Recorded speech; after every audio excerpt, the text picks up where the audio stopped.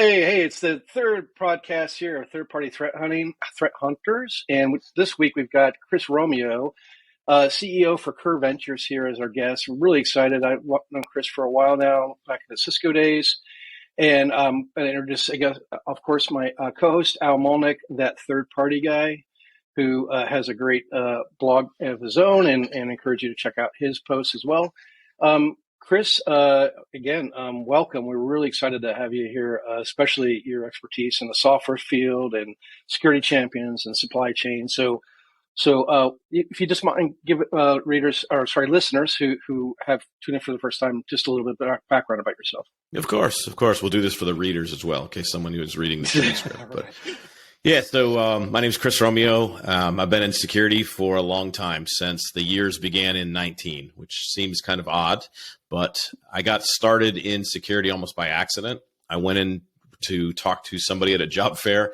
They said they needed a sysadmin. I became a sysadmin. They said, we're going to make you a security engineer. That was in 1997. And I was like, don't know what that is, but sounds good to me. And here I am 25 plus years later, having spent time at a giant web hosting company, Exodus, and learned a lot about defending networks at large scale and doing incident response. Also worked at Cisco with Greg, where we got to build security into products that Cisco was making. And Greg and I were part of a team that really changed the culture at Cisco, that you can still see the remnants of what we did now as you see how Cisco approaches the market. And then after Cisco, I went to and founded my own company, Security Journey, with my wife. And they still do, but we sold the company in May of 2022. But Security Journey does application security education focused on developers, but really also everybody that's part of the SDLC. And so I left that company at the end of the year. And so now I'm doing some consulting, some investing, some incubating, and having fun. Oh, great. Well, again, Chris, thanks for coming on and spending the time with us. I wanted to just briefly touch on a topic we talked about just in our personal talk on the intro before we started recording, which was on the supply chain SBOM. So this has been talked about a lot. It came out in Executive Order 2021, if I remember right, in that time frame, because I think I did an article on it at one point. And I myself have planted my flag as that some of the hopes that we get a list of ingredients, as it were, in software, because I do believe we are way too trusting of software we bring internally. But you have a slightly different take on this, and I just really wanted to kind of explore that because that's interesting. Yeah. So when I think about SBOM, software bill of materials, like you said, this is an ingredient list of what is being delivered as a piece of software. And so the challenge that I have with SBOM is that, like you said, it's listed in the executive order. Everybody's talking about it at conferences, and they're painting this thing as the solution to all of our software supply chain woes. The problem is an SBOM is just a document. It's just an XML file. It's just just a list of things that are there. And if you executive order, national cybersecurity strategy, things like this they have lofty goals about how you have to put this into action. But the SBOM itself is just a document. And modern software companies may deliver software to production 50 times a day. So that means if you're doing third party risk management for the solution that I'm providing to you, and you're asking me to provide an SBOM, get ready, because I'm going to need to send you 50 a day. And you better be able to process it. Because if I got to go through the trouble of sending you 50 a day, then you're going to have a system to ingest those things and then act upon them. Right. I don't have a fundamental bone to pick with SBOM as a standard, as an idea. The bone that I have to pick is that everybody's just assuming that the document is the answer. And sure, if you have a staff of 10,000 people that can take these documents and manually process them, then maybe the document is the answer. I don't know anybody's organization on earth that has a building filled with 10,000 people that are just taking XML files and going, "Oh, look, they have jQuery." Maybe you do. Maybe you're the one place that can pull it off. But yeah, so that's kind of my challenge with SBOM is I think that people are just they're not taking it to the logical end. They're stopping at the first step, and that's just a step on the pathway. Guilty as charged. You're right. If you get data, you have to do something with it. Al? Oh, well, I was going to say, well, don't tease us when you say that there's just a step on the pathway. What do you see as the pathway? So I think one of the biggest challenges we have in the software supply chain right now is we don't have any indication as to, or proof as to, the validity of a given package. So we don't have signatures. We don't have cryptographic signatures. We have some people are just beginning the process of doing it. But I think the real answer is I need provenance, is the fancy word that somebody told me. I didn't. Somebody had to explain it to me. It was a big word. I'm like, I don't know what that means, but they explained it to me as being able to prove the root of trust, right? Being able to prove that that thing is in fact from a known good supplier. And so I think the ultimate answer that where we need to get to is having provenance, and I'll give you an example. When is the last time you were concerned about a website, the fact that you had a TLS encrypted channel between a website that you use and yourself? When's the last time you worried about it? Yesterday. You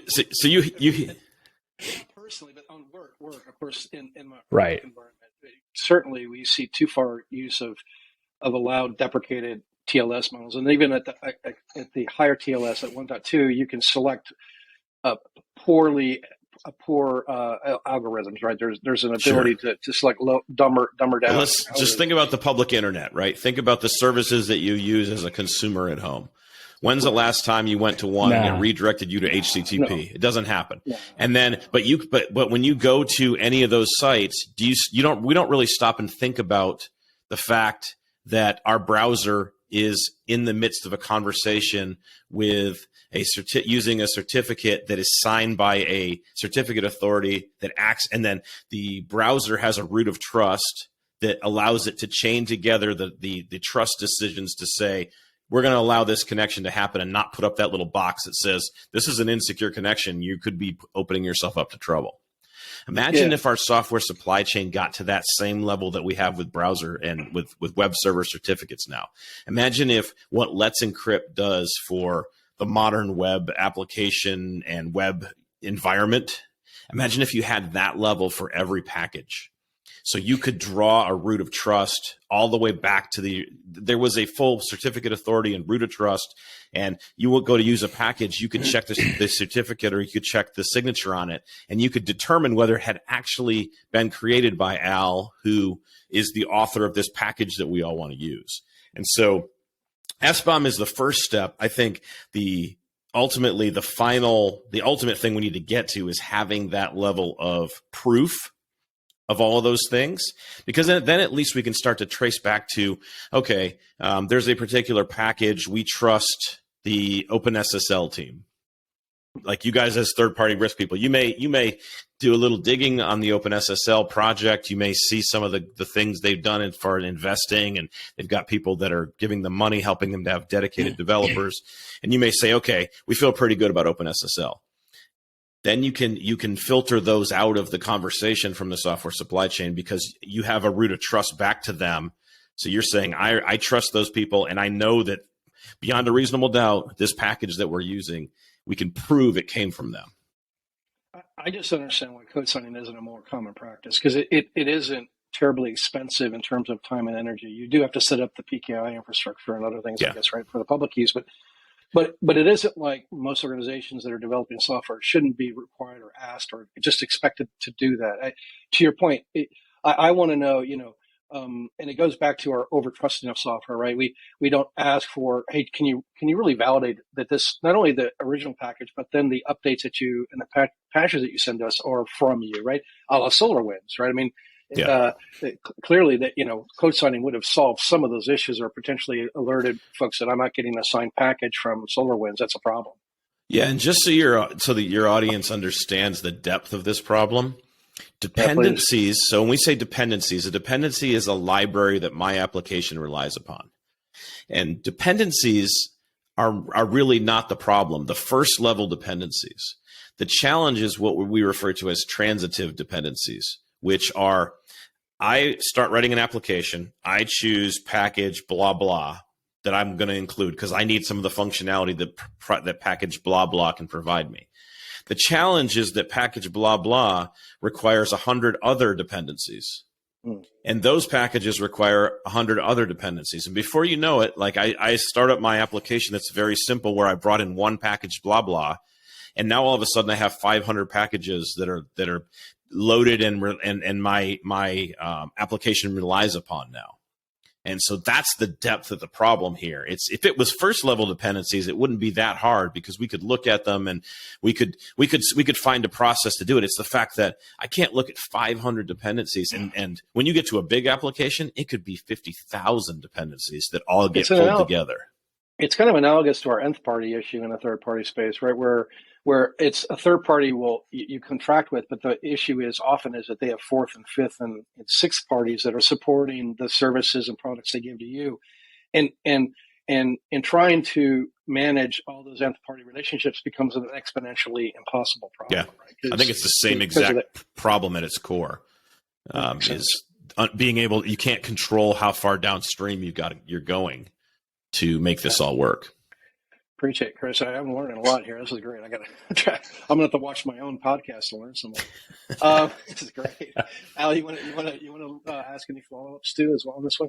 Yeah. So I think that I agree with you, right? If you're chasing that all the way down, and I'm just trying to play that through, like how does this work for various size companies? So I could scale this. If I'm a large company, I can certainly push for that sort of thing with my suppliers. And then there's a certain level of trust that I have to give to them that, okay, I have the provenance, but then I also give you a certain amount of trust that you vetted all these pieces before you added them in. Yep. Even at the 50 a day that you're doing, you might sneak something in on me to do that. So how do I strategize that for a small, mid-sized company to do the same sort of thing, right? What's your thoughts? Yeah, and I think it's important that I got to stop for a second and just kind of delineate between with provenance and being able to prove that a package came from the right person. What we're protecting for there is somebody trying to sneak a package in that has somebody in like embedding a vulnerability in a package, like SolarWinds. Yeah. The whole other side of this, of dealing with dependencies and vulnerabilities and whatnot, kind of the whole other side is we want to know, are there any vulnerabilities in the packages that we're using? So the one side of the equation is a trust. Do we trust the package? Do we feel pretty good that someone's not sneaking something into it? The other side is we're going to have vulnerabilities in these packages, right? Because this is modern software. Like nobody's until the AI robots fully take over the world, we're going to have bugs in our software. I'm just saying that in case when they do AI robots, remember, this is Chris Romeo here. Like when you take over the world, I was on your side first before anybody else. You are masters, yes. Case friendly. I'm a friendly, yeah. But remember, I said it first before these guys did. In case is listening. I'm just following along, but just don't shoot me anyways. But on the vulnerability side, so let's talk about small, medium, right? Is the question, the way you kind of scoped it there. And so one thing we haven't really introduced yet in this conversation is there is a whole suite of tools called software composition analysis. There are great open source products and commercial products. And what software composition analysis is doing for me is it's allowing me in my build pipeline. So just pretend or assume we're in a DevOps world where we're building software out of a pipeline like almost everybody is today. This software composition analysis tool is something that I can place in the pipeline. It looks at all the packages that I have, and it compares it to a list of CVEs and known vulnerabilities that exist in the market.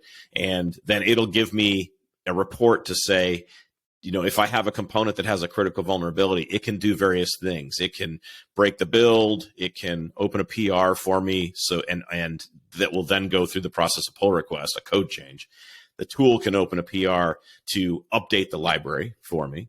And so really software composition analysis is the core. It's important for the enterprise, but it's also something, if you're small, medium, there's a software composition analysis is one area of security tools where there is just an excellent number of things available that are open source. So free, as in kittens, not beer, or free as in beer, not kittens. Can't remember what the expression is, but so like dependency check is an example it's an OWASP, Open Worldwide Application Security Project, this collection of open source. It's an open source community and series of different packages and documents and things. But dependency check has feature parity with a lot of the commercial stuff that's out there. And so if you're a small, medium business, you can download dependency check, add it to your build pipeline, let it run, and it'll tell you if there's any known vulnerabilities in the packages. There's other things you can do for free as well.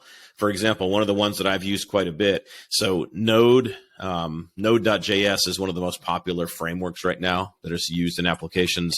It allows you to write JavaScript on the back end and the front end.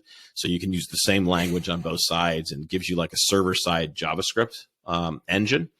Node.js has its own software composition analysis capability built right into their package manager.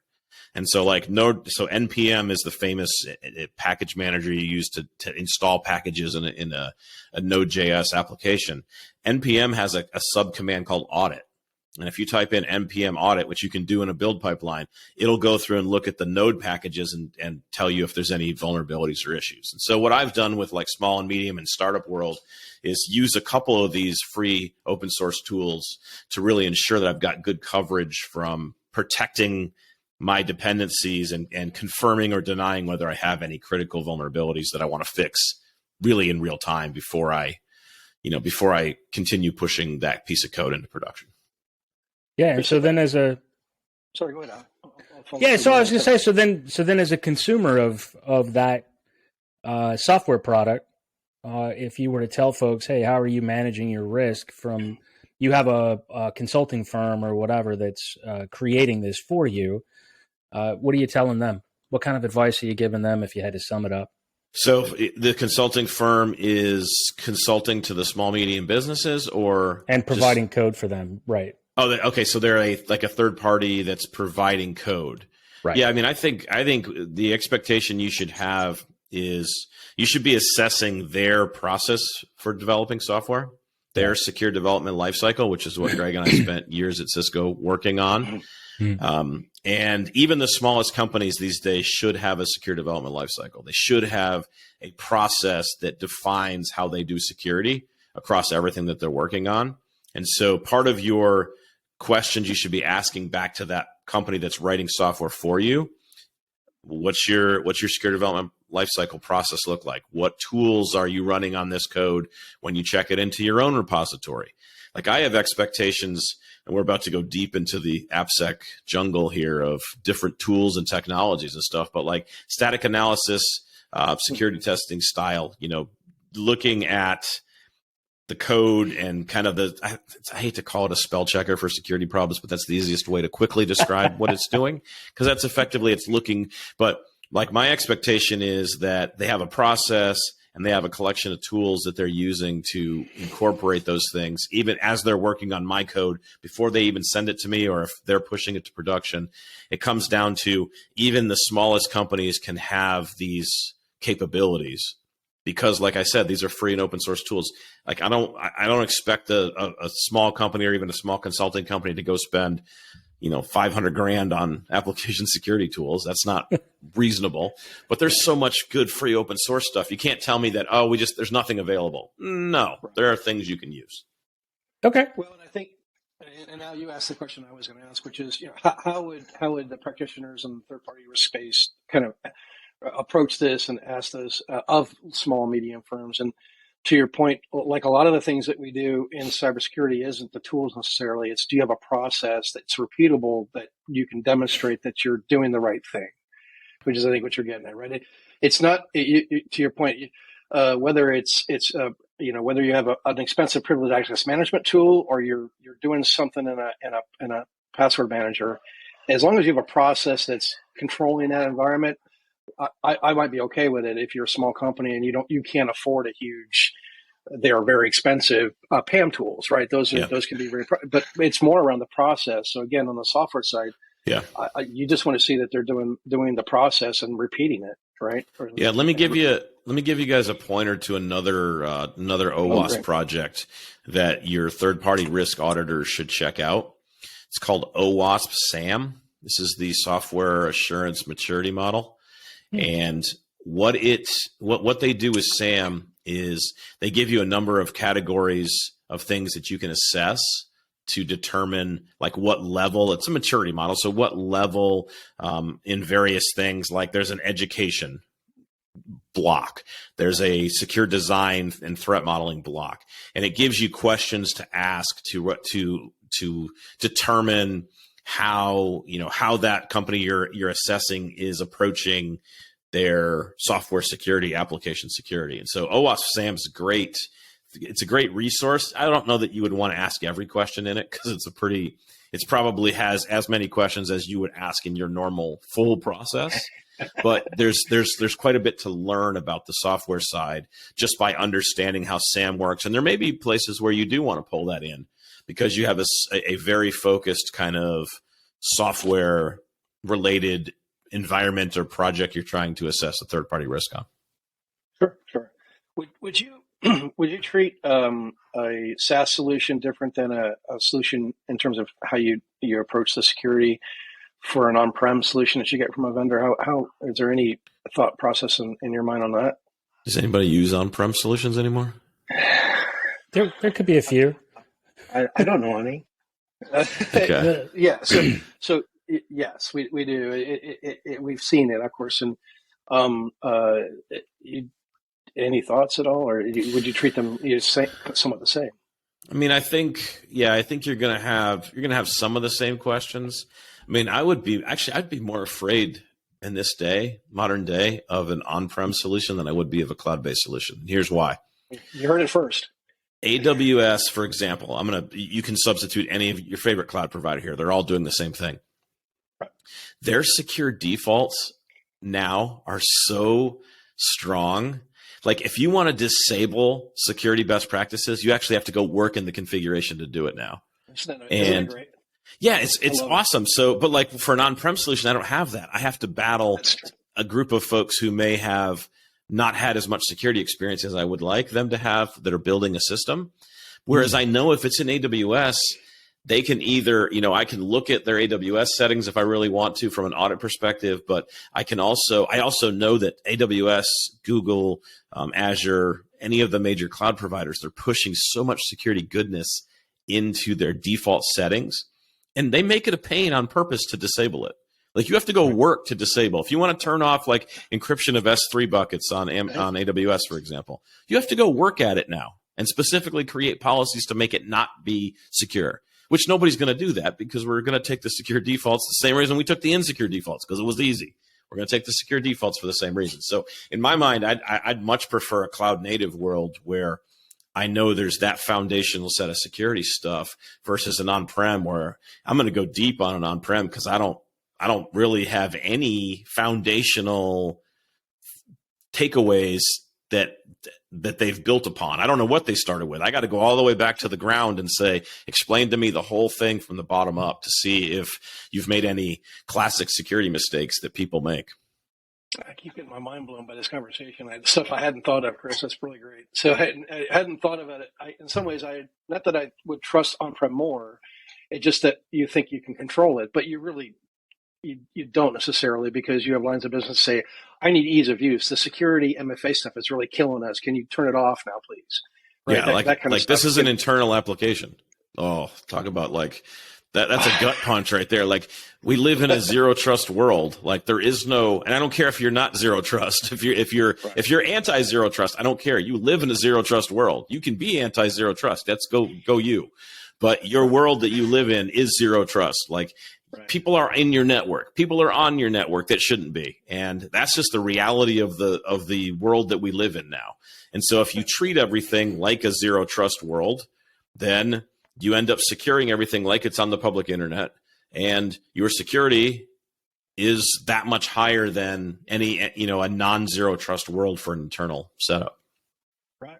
Oh, that's great. Al, you got a question on this one? Oh, I was just going to say we need to sing that a little louder. Maybe put that on a repeat track during the edit process there. That trust no one, right? Very much so, right? People are talking now about bringing stuff back on-prem out of the cloud. I don't see that happening wholesale, but there's conversations around in various circles, right? where it's on-prem, off-prem, hybrid. Maybe we should, there was a term for it, of bringing things, repatriate things back out of the cloud and back into some other type of model.